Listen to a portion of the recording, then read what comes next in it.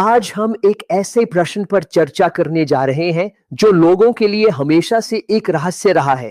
क्या यूनस मछली के पेट में जिंदा था या मर गया था?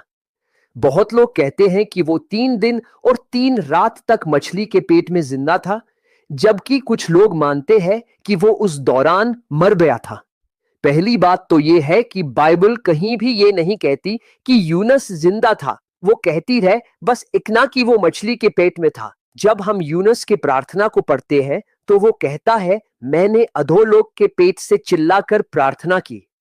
यहां अधोलोक का अर्थ है मौत के बाद की स्थिति। इसका मतलब है कि वो मर गया था। इसका मतलब यह भी है कि मरने के बाद भी हम कॉन्शियस रहते हैं, क्योंकि यूनस ने प्रार्थना की थी। इस प्रकार का भाषा प्रयोग यानी हेल के पेट से चिल्लाकर एक स्पिरिचुअल डेथ को दिखाता है। और जब यीशु ने कहा कि जैसे यूनुस 3 दिन और 3 रात मछली के पेट में था, वैसे ही मैं धरती के अंदर रहूंगा, तो उसने यूनुस को अपने मृत्यु का प्रतीक बताया।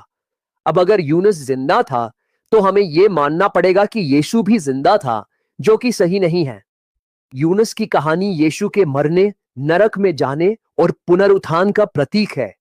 जैसे यूनुस ने प्रचार करने से मना कर दिया और भाग गया, वैसे ही इज़राइल ने भी ईश्वर के संदेश को रिजेक्ट किया। परंतु जैसे ईश्वर ने यूनुस को फिर से जीवित किया और उसे निनेवे भेजा, वैसे ही एक दिन इज़राइल भी पुनर्जीवित होगा और संसार के लिए एक आशीष बनेगा।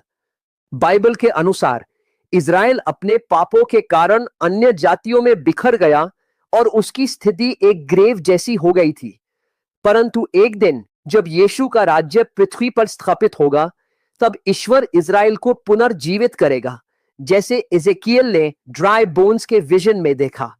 यूनुस का जीवन यीशु के पुनरुत्थान के साथ साथ इज़राइल के पुनर्जीवन का भी प्रतीक था। यह सब मिलकर एक गहरा स्पिरिचुअल अर्थ प्रस्तुत करता है। तो दोस्तों, जब हम कहानी को ध्यान से देखते हैं तो यह कहना सही लगता है कि यूनुस वास्तव में उस समय मर गया था और उसका पुनरुत्थान एक चिन्ह था, यीशु के लिए भी और इज़राइल के लिए भी। जैसे यीशु ने कहा, इस युग को सिर्फ यूनुस का चिन्ह दिया जाएगा, और वो चिन्ह था मृत्यु, नरक और पुनरुत्थान। सिंपल है दोस्तों, बिल्कुल सिंपल।